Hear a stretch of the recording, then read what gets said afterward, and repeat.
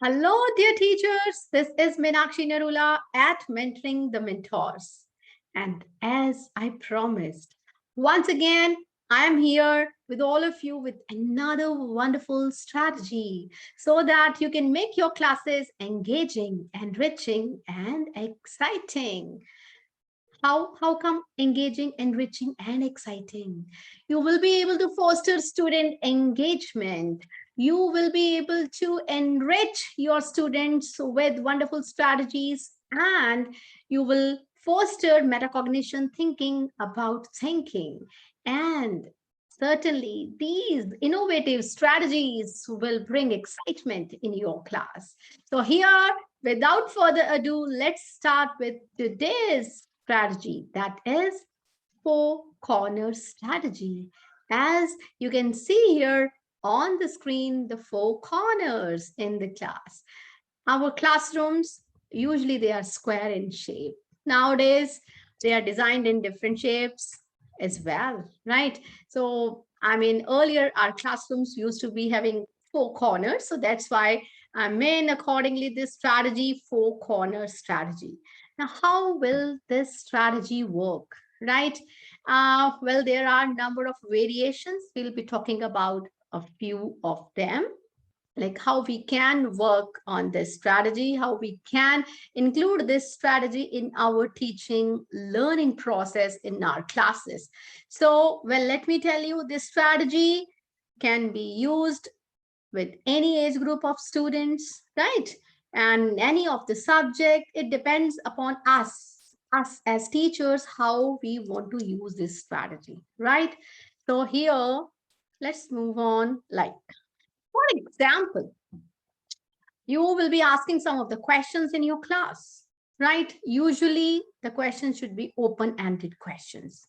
So as the teacher, what you'll be doing is you will pose question to your students and you will label the four corners of the room as strongly agree, somewhat agree, somewhat disagree, and strongly disagree, right? And students, as per their opinion, they'll move to the different corners of the room, right? As you can see here on the screen as well. Here, the question is, rules are always good and they help us become better humans. Suppose you have asked this question in your class, you are talking about life skills and you have posed this question to your class. So here, the students who would certainly agree, they will be going to the one corner of the room that is labeled as strongly agree. Likewise, other children, other students, they'll move to different corners of the room. Now, when different students go to different corners, and here your work has not stopped. It's not all about moving from one place to the corner. No. And then the students, they'll go to different corners, and then after that, they will discuss with each other, right? Like in their opinion, how come they agree with the point, and the children who somewhat agree means they have their own opinion, they agree, but still there are some conditions, right? They'll be talking about their own conditions.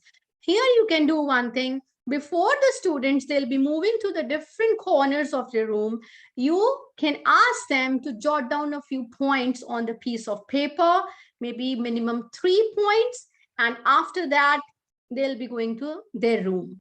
They'll be going to that corner of the room. And then those group of students on a particular corner, they will discuss their points, right? So this also leads to fruitful, meaningful discussions in our class, right? So here, I'm going to talk about the next part. Like, for example, as a teacher, I pose a question to my students. Children should be allowed to use gadgets. And I'm asking them about their opinion, right? And what will I do as a teacher? First, I will announce a question. I'll pose the question to whole of the class. And then I'll pause for some time. Okay, I'll give them some thinking time, the wait time, by which the students, they'll be able to think, jot down the points on a piece of paper, right? And then in the meanwhile, I will label the corners of the room. It depends upon me how I want to label. Like in the earlier slide, you have seen the rooms, corners, they were labeled as strongly agree, strongly disagree, somewhat agree, and somewhat disagree. And here I have written absolutely agree. Yes, I agree, but there are some conditions. No, but means I do not agree, but maybe in some of the conditions I would agree, and then no way. And then my students in my class, they will think about it during the pause time. And during the pause time, during the wait time, thinking time, it depends upon you. I mean, if you want to use a timer in your class, if you want to play light music, if it is allowed, I mean, in your class, wherever you are working.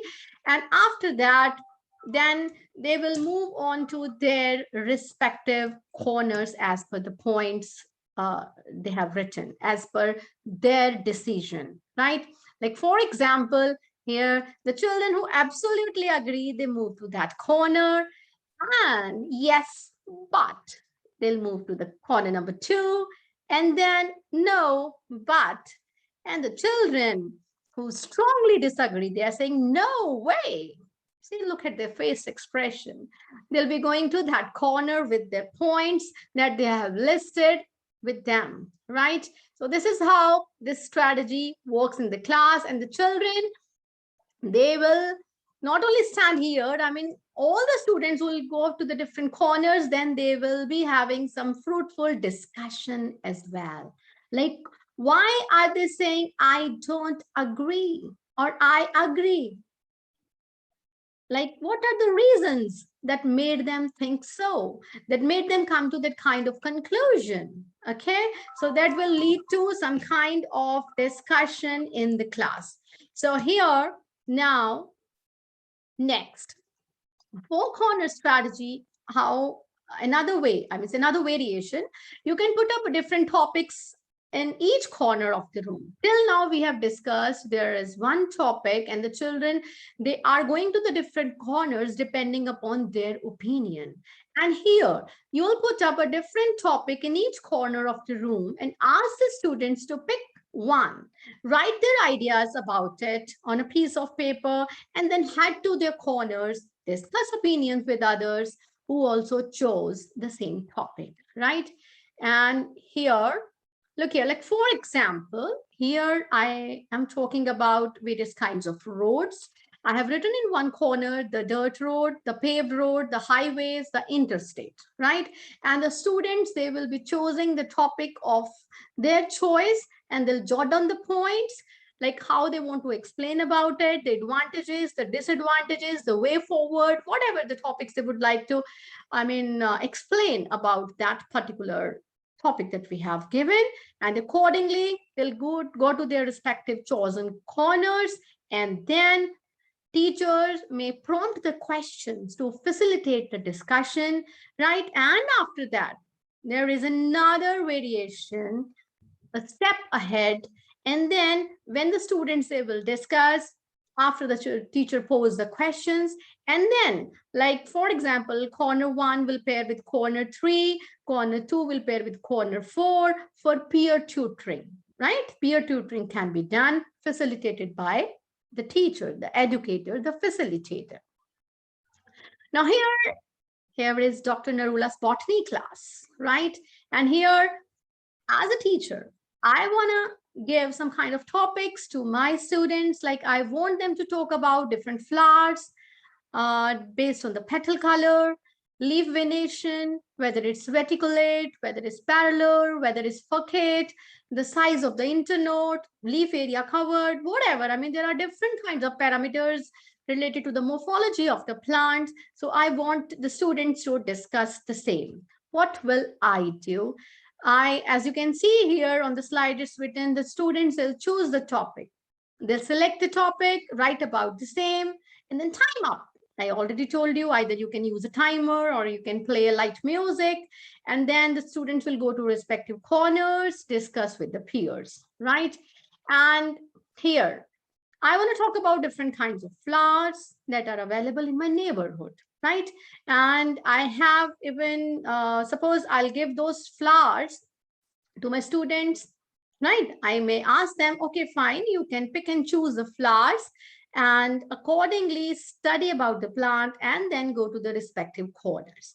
Sponge gourd, pinwheel, daisy, rose. These flowers are all available in my neighborhood, right? So suppose I'll gather all those plants and I'll take to my class, the flowers, and then I'll give it to my students, right? They'll study, they'll jot down the points, and then accordingly, they'll move to the different corners of class, right?